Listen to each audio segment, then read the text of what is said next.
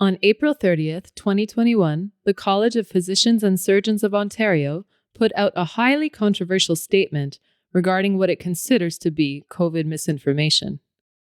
The CPSO is a regional regulatory body empowered by statutory law to exercise licensing and disciplinary authority over the practice of medicine in Ontario. Think of it as the equivalent of a state bar association for American lawyers, except for Canadian doctors. The statement from the CPSO goes as follows. The College is aware and concerned about the increase of misinformation circulating on social media and other platforms regarding physicians who are publicly contradicting public health orders and recommendations. Physicians hold a unique position of trust with the public and have a professional responsibility to not communicate anti-vaccine, anti-masking, anti-distancing, and anti-lockdown statements and/or promoting unsupported, unproven treatments for COVID. Physicians must not make comments or provide advice that encourages the public to act contrary to public health orders and recommendations. Physicians who put the public at risk may face an investigation by the CPSO and disciplinary action when warranted. When offering opinions, physicians must be guided by the law, regulatory standards, and the Code of Ethics and Professional Conduct. The information shared must not be misleading or deceptive and must be supported by available evidence and science. The CPSO justifies its statement with the following rationale. There have been isolated incidents of physicians using social media to spread blatant misinformation and undermine public health measures meant to protect all of us. This development is nothing short of horrifying.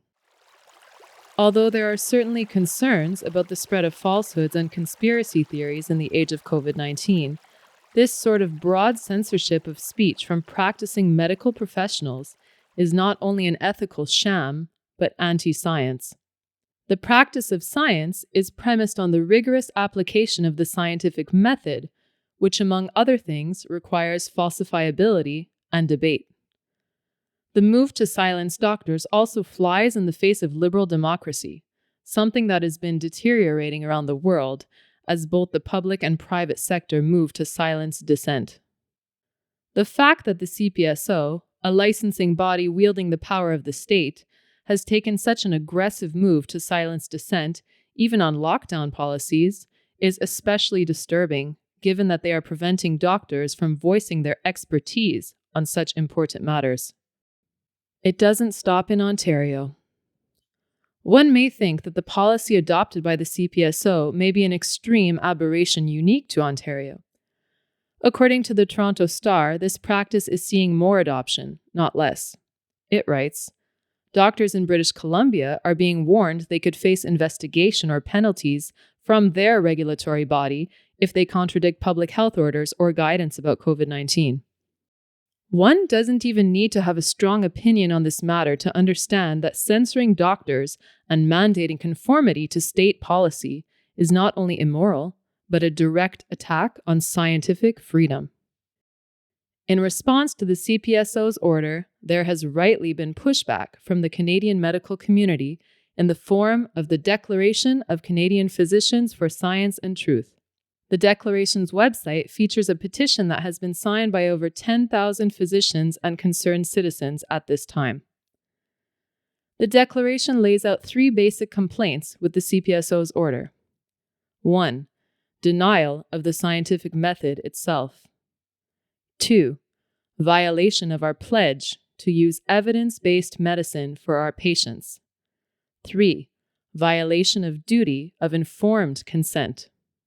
To paraphrase the great human rights activist and Soviet dissident Natan Sharansky, what it meant to be a loyal Soviet citizen was to say what you're supposed to say, to read what you're permitted to read, and to vote the way you're supposed to vote. At the same time, to know that all this is a lie, that in fact the reality is different, but the reality you can discuss only with your friends and in the family.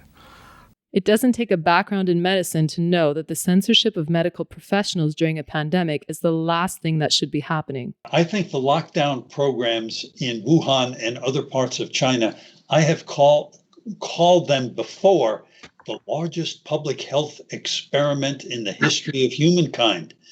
And, I think the experiment was a success because it clearly now we have evidence it reduced very much the transmission of this highly contagious virus.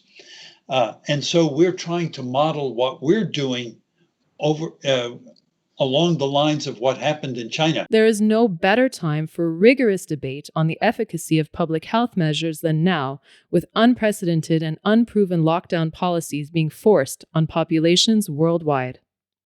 Some may say that we can trust that freedom of speech will be restored and that censorship is necessary to expedite the end of the pandemic. This is abundantly flawed for two reasons. The first being the idea that Canadian doctors must conform to the vision of the state and not question it. This is not only a violation of their duty as medical practitioners and scientists, but deeply crippling to a sound public health response. I solemnly pledge to dedicate my life to the service of humanity.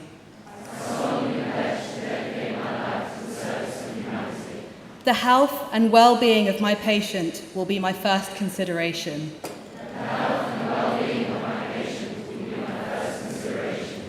I will respect the autonomy and dignity of my patient. I will maintain the utmost respect for human life.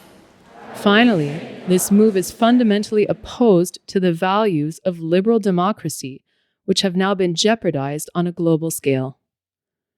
With the lights of an enlightened and modern civilization going out across the world, it would be fair to ask, will they ever be turned back on in our lifetime?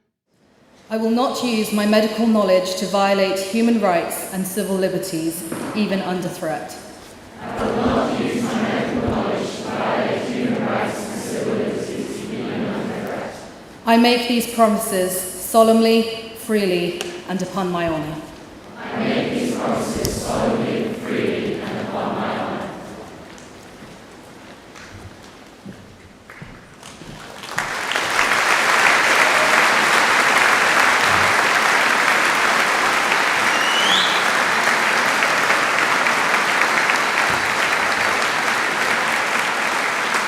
For the benefit of younger viewers, what did it mean to be a refusnik in Moscow in the 1970s?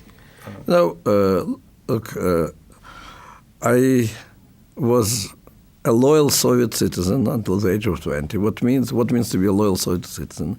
It means to say what you are supposed to say, to read what you are permitted to read, to vote the way you are told to vote, and at the same time to know that all this is a lie. That in fact, the reality is different, but the reality you can discuss only with your friends and in the family. So the moment I felt enough strength to speak truth to the power and to say that I really don't want to belong to this system. I want to go to Israel. I want to live as a proud Jew. I want to enjoy human rights. It meant that you cross the line between doublethink and dissent. So you'll be fired from your job. There'll be searches in your apartment. You'll be called for interrogations. You'll be